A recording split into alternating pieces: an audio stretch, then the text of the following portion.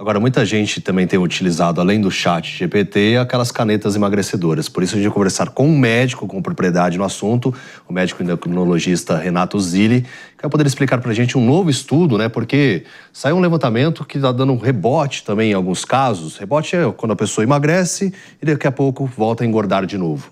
Muito bom dia, doutor. Bom dia, bom começo de ano. É um prazer estar aqui com vocês de novo. Pois é, e o que revela então esse estudo? Porque as pessoas têm adotado cada vez mais o uso dessas canetas emagrecedoras, aí ficam sequinhas, daqui a pouco voltam a engordar tudo de novo. Exatamente isso. O que a gente vê na prática, só nos estudos, as canetas elas vieram para mudar o tratamento da obesidade. Então, com medicação você tinha uma perda de 8%. Hoje em dia, com as canetas, né, Mounjaro, Wegovy, você tem uma perda de peso de até 50 quilos de pessoas, né? Nos estudos, 26% de perda corporal.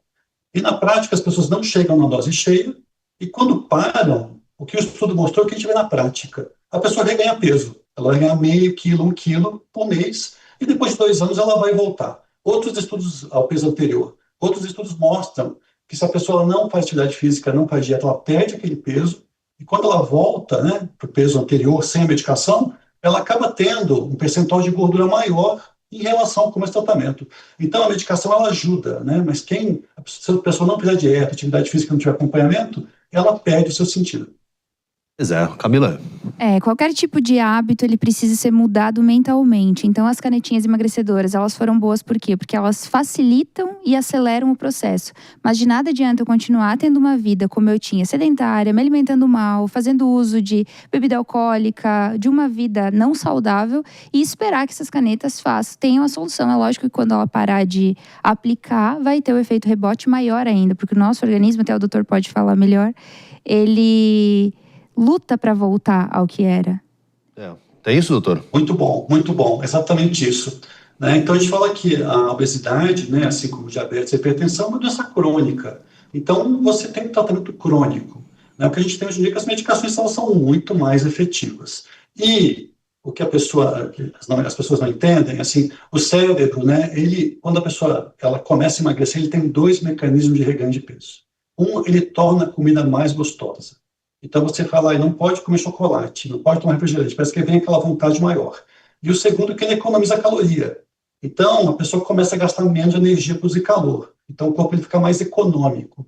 Então aquela pessoa que tem uma dificuldade, que tem um perfil mais ansioso em relação à comida, desconta mais na comida, é o tipo de pessoa que quando parando essas medicações, né, vai vir aquele craving, né, que a pessoa vai acabar comendo a mais, gera mais culpa, come mais e reganha peso. Então é importante, né, não só um acompanhamento médico, né, que desde a metade do ano passado a Anvisa, né, ela exige receita médica, porque tiver muitas pessoas tomando essa medicação por conta, ou manipuladas, ou importadas, então tem um risco à saúde, e acompanhar com o seu médico e ver como seguir com a medicação, aumentando a dose ou reduzindo, mas sempre com acompanhamento médico.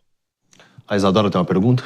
Eu gostaria de fazer uma pergunta pro nosso médico pelo seguinte fato, né? Ele é um remédio que ele está sendo receitado, como você mesmo falou, ele tem que ser receitado por endocrinologistas mesmo, que estão acompanhando as pessoas que estão no processo de emagrecimento ou de ganho de massa muscular, enfim.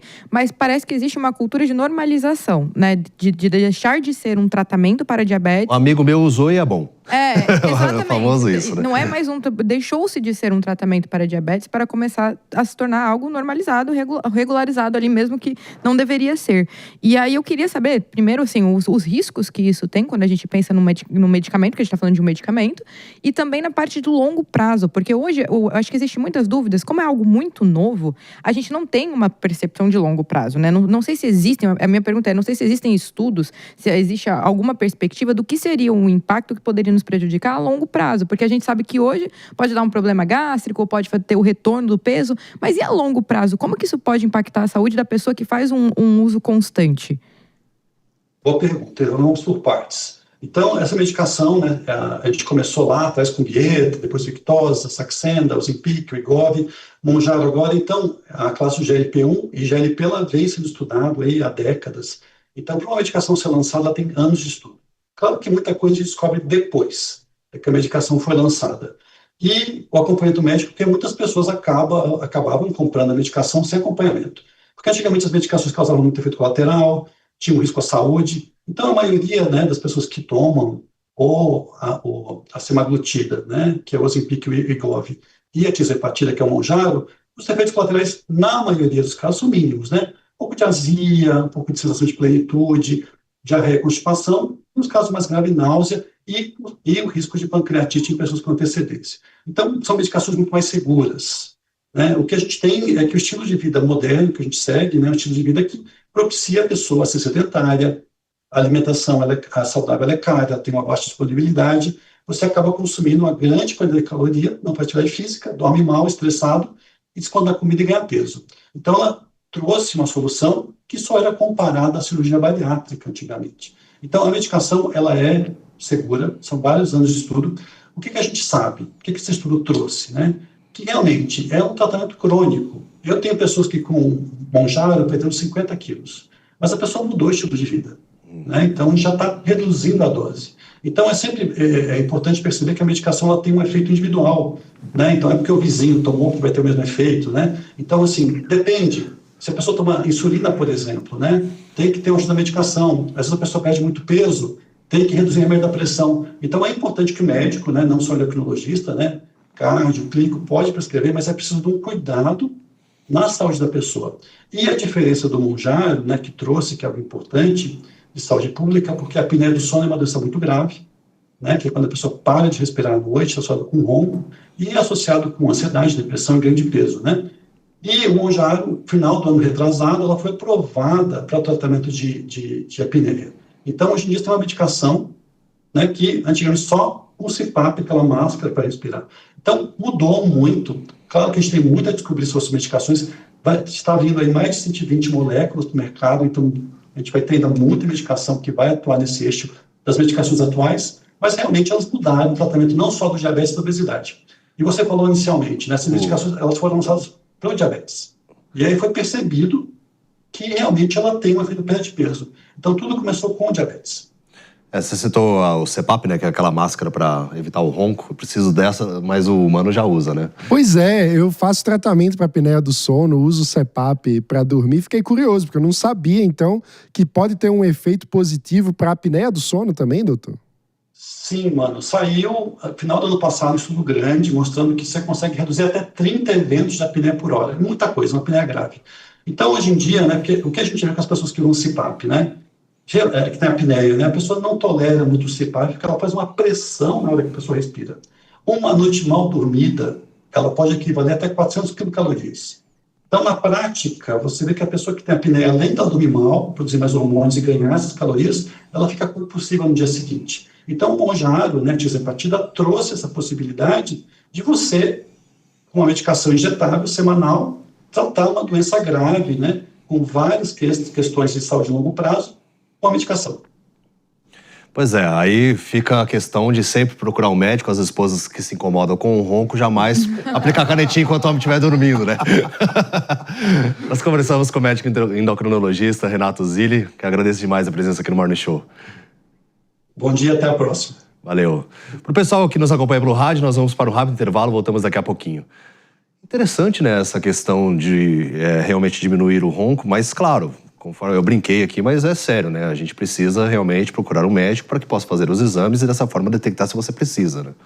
E sempre tentar associar com a mudança de estilo de vida, né? Que é o ponto para dar sustentação a longo prazo, senão a pessoa vai acabar ficando dependente do remédio, né? Porque quando acabar de tomar, pode resgatar o peso e voltar com todos os problemas. E ele falou que ainda aumenta a gordura velocidade, corporal. né? Então... Qualquer tipo de medicamento, se tomado a longo prazo, sem ter o acompanhamento de um profissional, ele vai te causar algum problema. Então, principalmente esses medicamentos novos, eu sou a favor de Mounjaro, gente. Vamos ficar todo mundo magro. Aplica ou não? Não